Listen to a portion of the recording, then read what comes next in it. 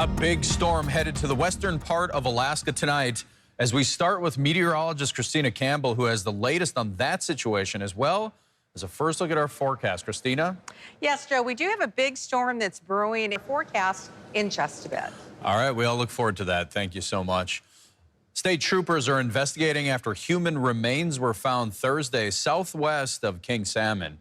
The remains were found on the shore of the Igagik River after troopers say they responded to reports at about 5:30 p.m. Wildlife troopers responded by aircraft and recovered the remains, which have not yet been identified. They're at the state medical examiner's office.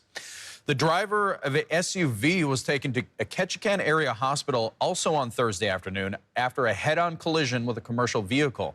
Troopers say they were alerted of the crash at 3:28 p.m. on the North Tongass Highway. That's near mile 7.5. AST says a preliminary investigation shows the SUV crossing into oncoming traffic and striking a commercial vehicle head-on.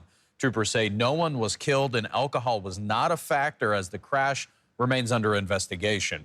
Troopers also investigating after they say a vehicle was shot multiple times today near a cemetery in Delta Junction. AST says they received reports of a male shooting another male while driving, striking a vehicle several times. Troopers say this happened near the Jack Warren Cemetery. Capital City and Rescue is extending a thank you to the Alaska travel adventurers for their staff rescuing 5 people from an overturned raft in the Mendenhall River. CCFR says 4 of the 5 people were rescued from a rock, which was on the rapids, and a second raft later moved in and rescued the 5th person. They all declined medical attention, and CCFR says they canceled a riverboat because the ATA had the situation taken care of.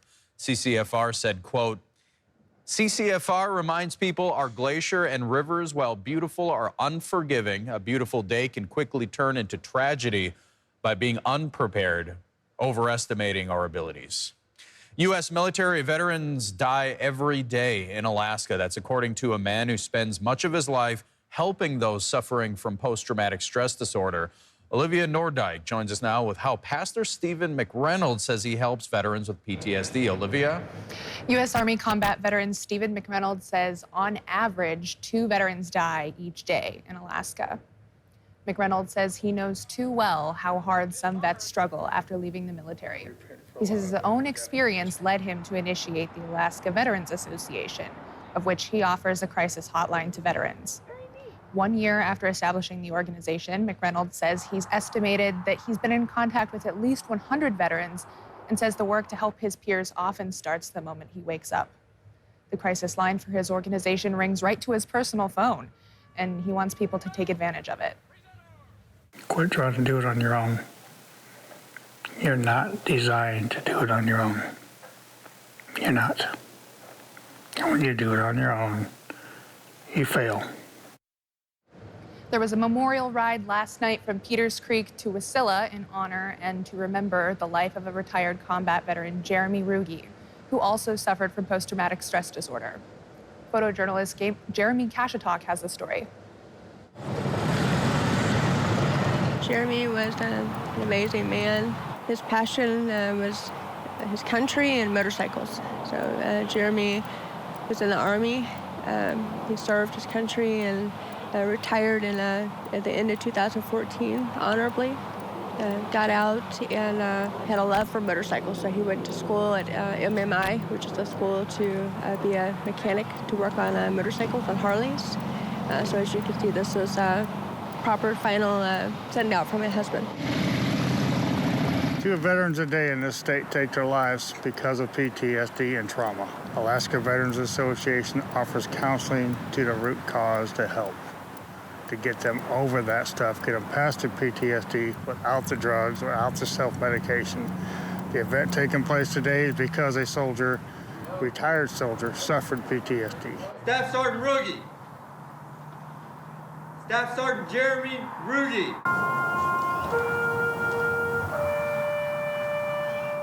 Jeremy was a very hard-working man, very serious person. He was loyal. He was very patriotic. He loved this country. He loved what everything about this country. He did struggle severely with PTSD after he came back from his deployments. He struggled for quite some time, so that became, unfortunately, a big part of, I hate to say it, but what took over Jeremy. And we want to thank all veterans for the service to our country.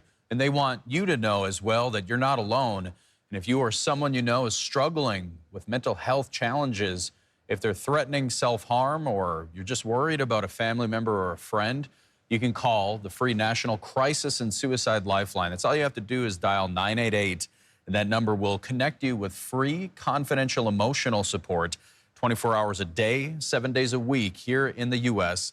It is available in multiple languages, and there are more specific resources available there as well. Again, call 988, or you can also visit 988lifeline.org. And a portion of mountain goat hunting season is closed on the west shore of Harlequin Lake and the western edge of the Yakutat Glacier to Yakutat Bay. That closure, it also includes portions of Disenchantment Bay and areas south of Russell and Nunatak Fords. The Nunatak Bench area also remains closed to mountain goat hunting. The Alaska Department of Fish and Game in Douglas announced the closures on Wednesday, citing recovering goat populations. ADF&G says more data is needed to make sure populations have recovered and that harvest is sustainable. The agency says harvesting goats now in those areas could have negative impacts on long-term recovery for the animal. And the Katmai National Park and Preserve is removing a 200-foot-long gravel road near Lake Brooks they say was improperly constructed. The construction of the road, you can see part of that there. 10 years ago, it impacted what the park classifies as two known archeological features and was reportedly constructed without appropriate tribal and cultural resource consultation they say is required by law. The road is being removed and restored to its natural state. A tribal monitor with park archaeologists are overseeing the road's restoration. And up next on the news at 10, getting kids ready to go back to school can be stressful. When we come back, how the Anchorage Police Department is helping ease some of those worries.